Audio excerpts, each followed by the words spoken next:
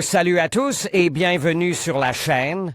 Je m'appelle Émile Garnier et ici, on parle de voitures sous tous les angles, entretien, astuces pratiques, fonctionnement des moteurs et bien plus encore.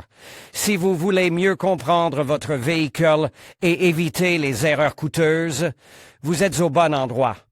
Pensez à mettre un j'aime, à vous abonner à la chaîne et à regarder la vidéo jusqu'à la fin. Vous y trouverez des infos vraiment utiles. La marque Isuzu est mal distribuée en Russie, principalement comme l'un des fabricants étrangers de camions. En fait, la société a des intérêts assez étendus dans le monde des voitures particulières, bien que dans notre pays, elle est connue. Principalement par les anciens modèles, en particulier par Trooper. Il est surprenant de constater que cette voiture a été vendue sous une grande variété de marques et de noms. Le Trooper d'Isuzu, et de Chevrolet, était courant en Asie, et dans d'autres régions, il était commercialisé sous le nom de Montray. Sous les marques Opel, Vauxhall et Holden. Honda et Acura l'ont appelé Horizon et SLX, Subaru, ainsi qu'Isuzu elle-même, la commercialise sous le nom de Bighorn. Le Sanju 3 Nine Trooper était vendu sur le marché intérieur chinois.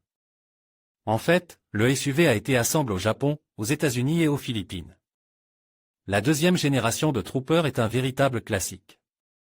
Une grande carrosserie sur un châssis puissant, une suspension indépendante à barre de torsion à l'avant, un essieu arrière à 4 leviers. Les voitures avant le milieu de l'année 1992 pouvaient avoir une suspension arrière à ressort à lame et un châssis à aile. Ancienne, un volumineux V6 à essence et quelques moteurs diesel, en fait des moteurs de chargement sous le capot. Les boîtes de vitesses automatiques et même manuelles étaient fournies par Aisin. Grâce aux technologies de pointe des années 90, la voiture a reçu des moyeux automatiques dans l'entraînement d'un essieu avant et la possibilité de connecter un entraînement complet en cours de route. Lors d'un restylage, il est même possible d'inclure simplement le mode automatique. L'essieu arrière est également équipé d'un différentiel autobloquant. Calendrier octobre 1991. Apparition de la deuxième génération d'Isuzu Trooper avec des moteurs à essence, 6, 3.2 à 12 soupapes et 175 chevaux ou une variante à 24 soupapes avec une puissance de 193 chevaux. Les deux moteurs sont disponibles avec une boîte de vitesse manuelle à 5 rapports ou une boîte de vitesse automatique à 4 rapports. La carrosserie est à 3 portes à empattement court ou à 5 portes à empattement long. Tous les modèles sont équipés d'une transmission intégrale et, en option, d'un système de blocage automatique de l'essieu arrière.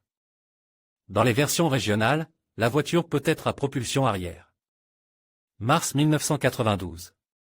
Dans la gamme des moteurs apparaît le moteur diesel 3.1, d'une puissance de 114 chevaux et travaillant exclusivement avec MKP. Été 1997. Renouvellement de la berline. Les versions jusqu'à la fin de 1998 sont considérées comme transitoires. Automne 1998. Restylage complet du modèle. Modification de l'apparence, de l'équipement. Nouveau moteur à essence 3,5 litres d'une puissance de 215 chevaux, nouveau turbodiesel 3,0, 159 chevaux, disponible également avec une transmission automatique. Au lieu d'une liaison rigide de l'essieu avant, la version avec transmission intégrale à couple à la demande, TOD, liaison automatique. De l'essieu devient disponible. 2002, le modèle est retiré de la chaîne de montage aux États-Unis, mais reste en production en Thaïlande et au Japon. 2006. Les derniers exemplaires du Trooper sont produits. Carrosserie. Panneaux extérieurs. Seuls les modèles les mieux entretenus ont survécu jusqu'à aujourd'hui, et le plus souvent après un restylage. Les voitures plus anciennes apparaissent rarement à la vente et sont peu à peu utilisées dans les mêmes mains, sur les raisons un peu plus bas. Les chances de voir le Trooper dans sa peinture d'origine sont nulles. Même dans les régions méridionales, les voitures sont pourries, sans parler de Moscou et de Saint-Pétersbourg. La raison n'est pas tant l'âge, mais la faiblesse de la peinture et le cagnard en plastique, qui provoque l'accumulation de saleté. Le métal épais ne fait que prolonger l'agonie. L'inspection extérieure doit être aussi approfondie que possible, car non seulement les arcs et les seuils sont souvent ressoudes, mais les portes à hauteur de taille, les cadres des portes latérales et du pare-brise, les panneaux avant et arrière sont également réparés. En général, presque tous les éléments de la carrosserie peuvent être soudés à la main. La qualité du travail varie aussi considérablement, certains soudent des éléments d'origine ou de nouveaux éléments d'estampes, d'autres rafistolent à partir d'un métal à proprieté, et d'autres encore moulent simplement un élément à partir de pâté à modeler. Dans ce cas, il ne faut pas seulement chercher les endroits problématiques avec une jauge d'épaisseur, mais aussi avec un poinçon.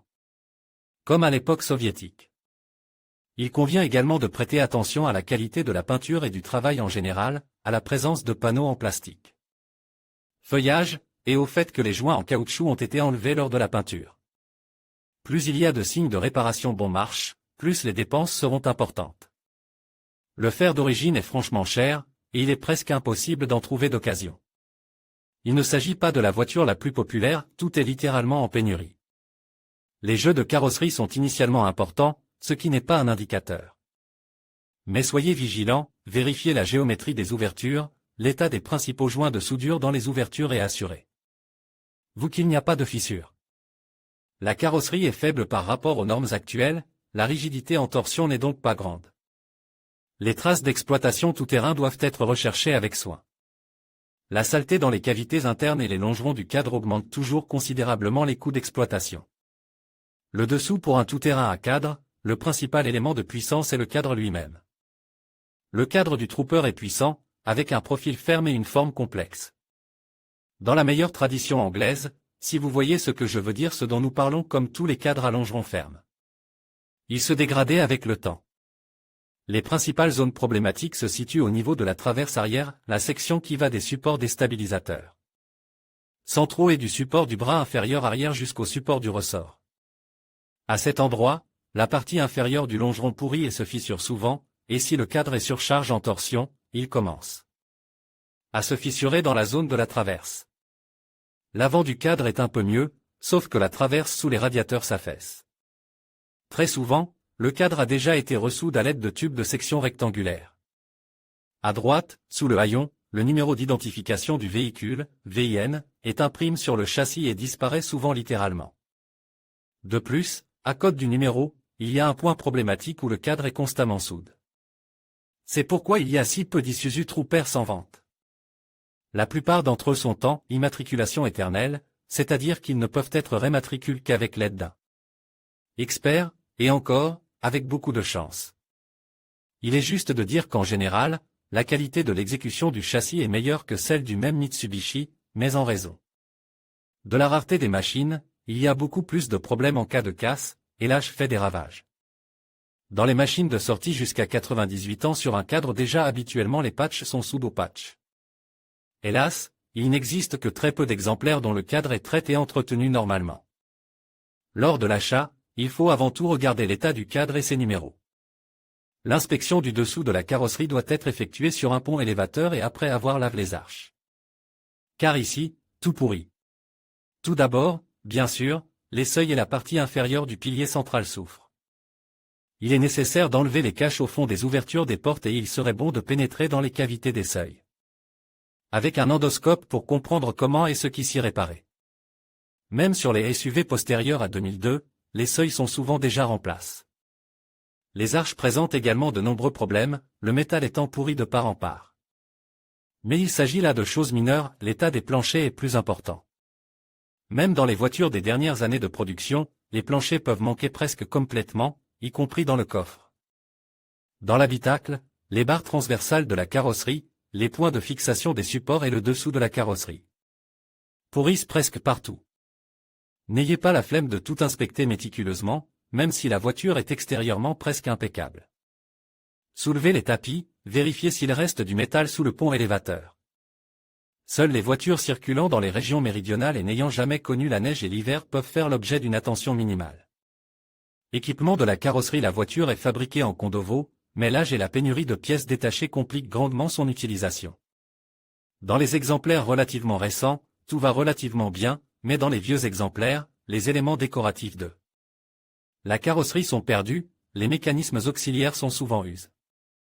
Il est difficile de trouver des pare-brises, des moulures en verre, des rétroviseurs, des phares et des clignotants.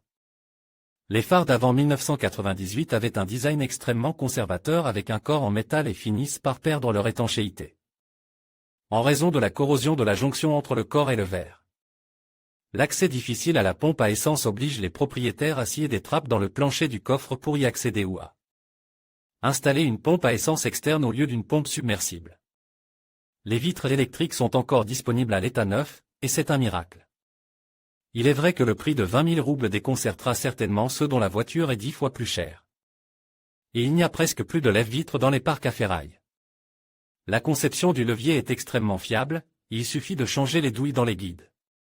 Il s'agit toujours d'une véritable qualité impériale, mais l'âge et les conditions d'utilisation font des ravages.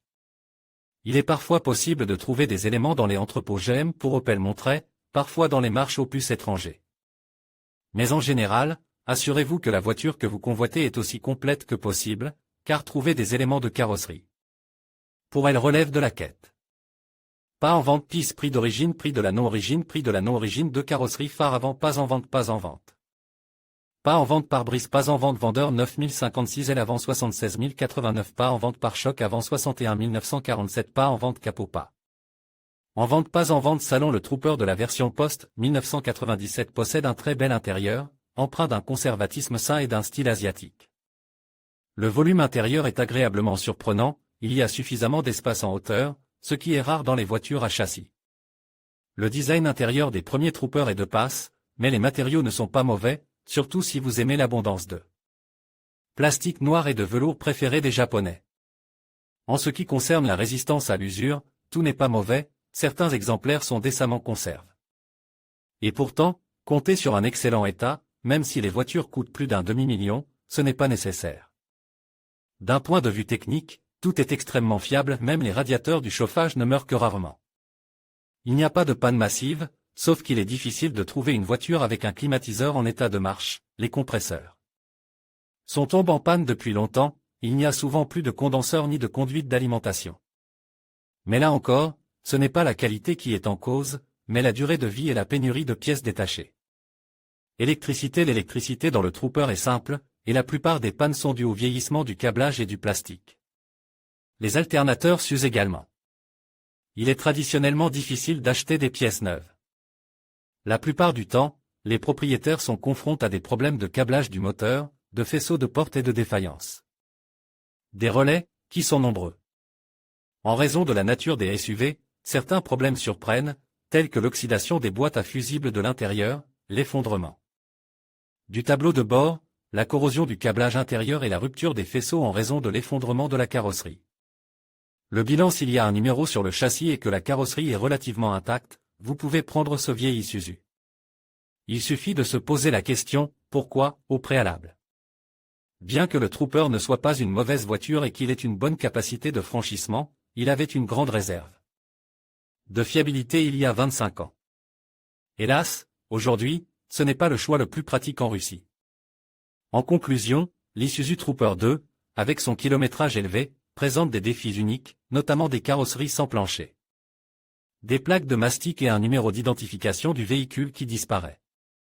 Ces éléments soulignent l'importance d'une inspection minutieuse avant tout achat. Si vous envisagez d'acquérir ce modèle, assurez-vous de bien comprendre son état et son historique pour éviter les mauvaises surprises. Merci de nous avoir suivis dans cette exploration du Trooper 2.